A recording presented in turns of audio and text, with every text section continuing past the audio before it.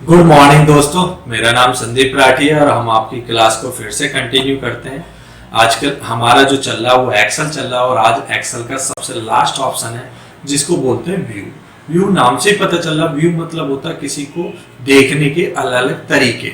तो जैसे हम व्यू पे चलते हैं बिना टाइम खराब करे हुए, नॉर्मल तो आपका नॉर्मल व्यू तो आपको दिखाई दे रहा है। सेकंड होता है पेज लेआउट। पेज लेआउट क्या दिखाता है? पेज वाइज दिखाता है कि आपके वन पेज में इतना डेटा है, दूसरे पेज में इतना डेटा है, तीसरे पेज में इतना डेटा है। पेज ब्रेक व्यू क्या करता है कि जितना पर्टिकुलर डेटा आपने लिख रखा होगा सिर्फ उसी का व्यू दिखाएगा। तो इसका बेनिफिट क्या होता है पेज ब्रेक व्यू का? जैसा हमारा ये डेटा मान लेते हैं, ये आपका डेटा है, तो ये डेटा आपका इस डेटा से बाहर जा रहा है।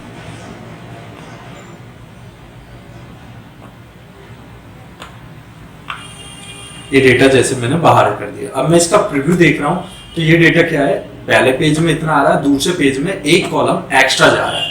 आपको ये डेटा इसी कॉलम में चाहिए तो आप क्या कर सकते हो, पेज ब्रेक प्रीव्यू पे क्लिक करोगे और शॉर्टकट तरीका होता है कि आप ये ब्लू वाली लाइन को पकड़ के ड्रैग करा दोगे अंदर की तरफ। तो क्या होगा कि ये वाला जो डेटा है ये सिर्फ इसी पेज में डेटा आ जाएगा। कैसे? मैंने पेज ब्रेक प्रीव्यू पे, या शॉर्टकट यहाँ भी एक ऑप्शन होता है, देखो ये रहा पेज ब्रेक प्रीव्यू, या मैं दोबारा से क्लिक करता हूँ पेज ब्रेक, और आपने क्या करा, मुझे ये डेटा इसी के अंदर चाहिए तो पकड़ के ड्रैग करा दिया, ये ब्लू वाली पॉइंट पकड़ा और ये। अब यदि नॉर्मल आप करके देखोगे तो इसी पेज के अंदर ये डेटा आ चुका है। अब तो आपका डेटा बाहर नहीं जा रहा, तो ये शॉर्टकट तरीका होता है आपके डेटा को अंदर लाने के लिए। कस्टम व्यू का मतलब होता है कि आपकी सीट में बहुत सारा डेटा है और उसको आप अलग अलग एरिया को जोड़ना चाहते हो।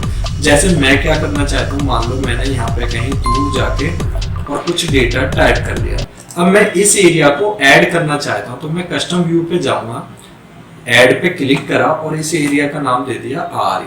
और जब भी मुझे इस एरिया पे जाना हो तो मैं क्या करूंगा, जैसे कस्टम व्यू पे जाके शो करूंगा तो डायरेक्ट मुझे वहां पहुंचा देगा जो एरिया मैंने ऐड किया है। फुल स्क्रीन तो नाम से पता चल रहा, फुल स्क्रीन मतलब होता है फुल स्क्रीन पे लाने के लिए। ग्रिड लाइन किसको होते हैं, जो आप पीछे ग्रिड लाइन नहीं लाना चाहते, फॉर्मूला बार आपके कंप्यूटर पे नहीं आ रहा हो तो यहाँ से आप फॉर्मूला बार ला सकते हो, हेडिंग ला सकते हो, ABCD 1 2 3, जूम कितना बड़ा करना चाहते हो तो ये सारे ऑप्शन, जूम टू सिलेक्शन, सिर्फ जितना पर्टिकुलर आपने सिलेक्ट कर रखा उतने एरिया को जूम करना है।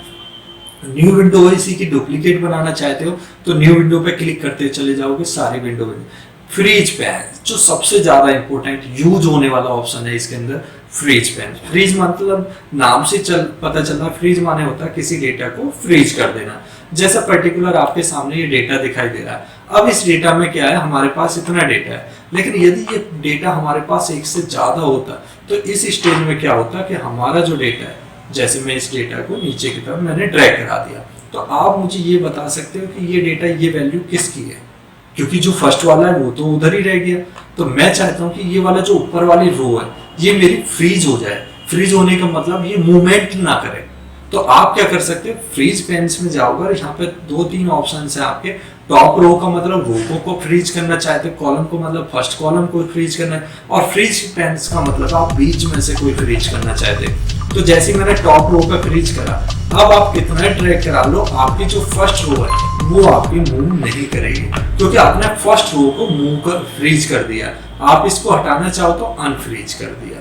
इसी तरीके से आप कॉलम को भी फ्रीज, आप कह रहे नहीं मुझे तो कॉलम भी और रो भी दोनों चीजें फ्रीज करनी है, तो आपको कर्सर रख के और आप क्लिक करोगे फ्रीज पैन्स। जैसे आपने फ्रीज पैन्स पे क्लिक करा, अब आप डेटा देखोगे तो लेफ्ट राइट को खिसका रहे हो तो ये भी डेटा मूव नहीं कर रहा। सेकंड, आप नीचे की तरफ मूव कर रहे हो तो आपके रो मूव नहीं कर रही, तो ये सारा डेटा आपका फ्रीज हो गया। स्प्लिट माने क्या होता है, स्प्लिट माने होता है तोड़ना। तो आप विंडो को जहां से भी स्प्लिट करना चाहते हो, स्प्लिट पे जैसे क्लिक करोगे ये आपकी विंडो अलग अलग कॉलम में स्प्लिट होगी।